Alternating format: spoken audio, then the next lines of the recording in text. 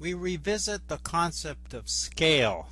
In this set of video slides, we describe numerically what we saw intuitively in the last video. We talked about counting in different bases, 2, 3, and 10, emphasizing how do you count? What kind of counting systems do we use? Now, what is exactly the definition of scale? Well, we know we talk about, for example, a scaled model.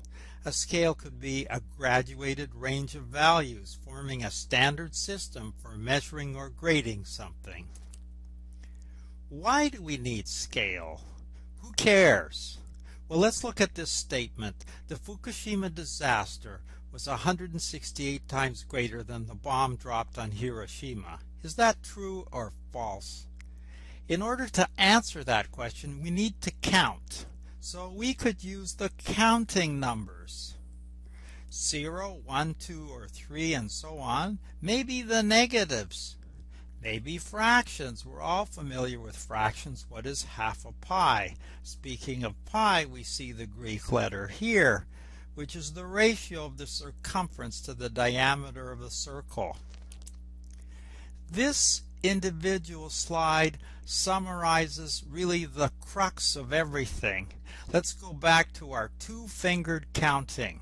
Here we have the unit. Right here we can see unit. There's one term here. Now we have 2 cylinders there. And now we replicate that by sliding that line of 2 over this way to get 4. And then we go in the third dimension and we get 8 cylinders. Now let's look, for example, at the 8 cylinders. We have 2 times 2 times 2. 2 multiplied by itself 3 times, and it's denoted by this index here, 3. So 3 is the index, 2 is the base, b, and that index can be also called the exponent, the index, of course, or the power. So for example, over here we have 2 to the power 2. 2 times 2 is 4.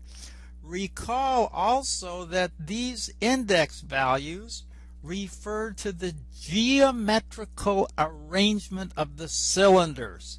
So for example, in the case of 8 cylinders, we see that the arrangement is in a volume, whereas in the case of 4 cylinders, we see that the arrangement is planar, it's in a plane.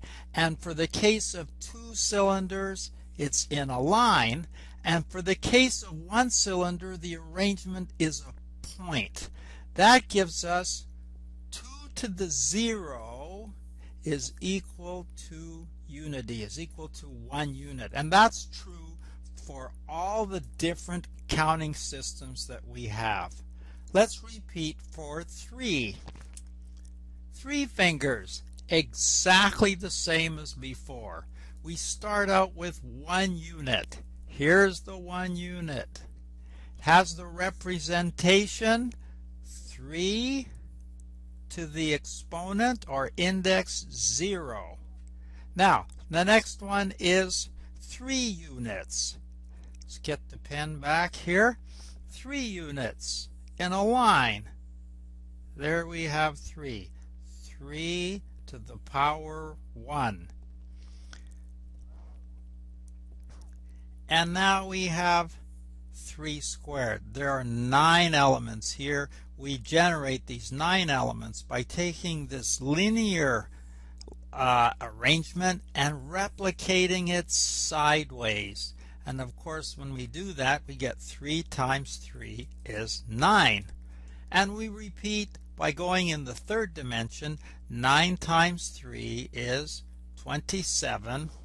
That can be written as 3 times 3 times 3, or 3, which is the base, to the power 3. Again, this index refers to the dimension of the arrangement.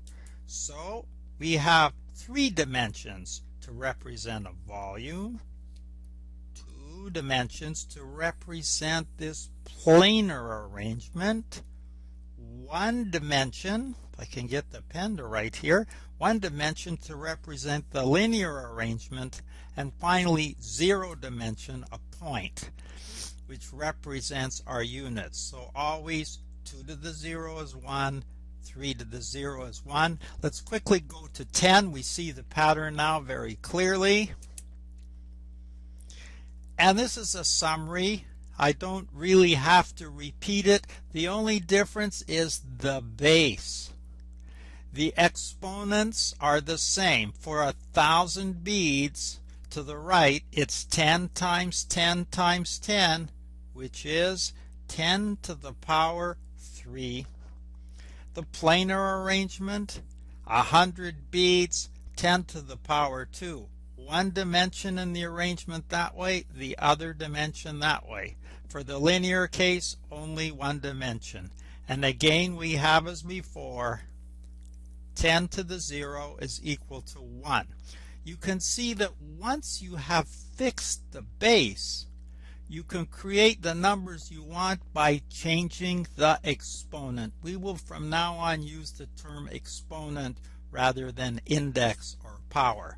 So where does this actually take us?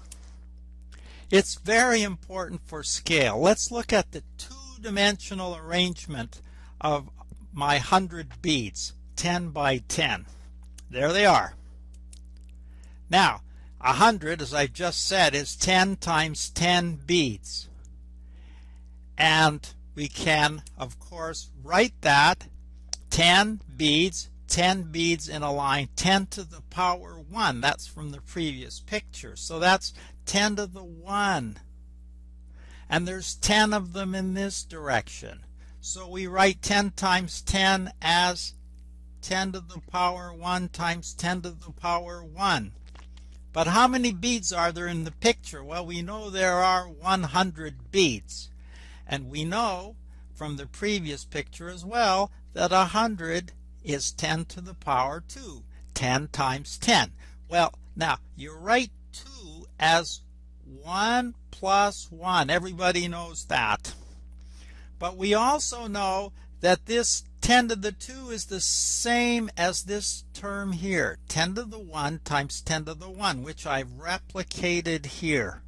And we know that what's that? Well, we started out with 100 beads, so we still have 100 beads. So this is really, really cool, because if you look carefully, you'll see a pattern here that once we know the base, here it is, the base B is equal to 10. Once we know the base, we can fiddle with exponents. In this case, we add 1 plus 1 to get 2. So we have effected multiplication by addition of exponents once we know the base. And this is the summary slide. If you know the base, which in this case is 10, and the exponent for each of the numbers, each of the numbers is 10 to the power 1, then multiplication of 10 times 10 can be done by adding exponents.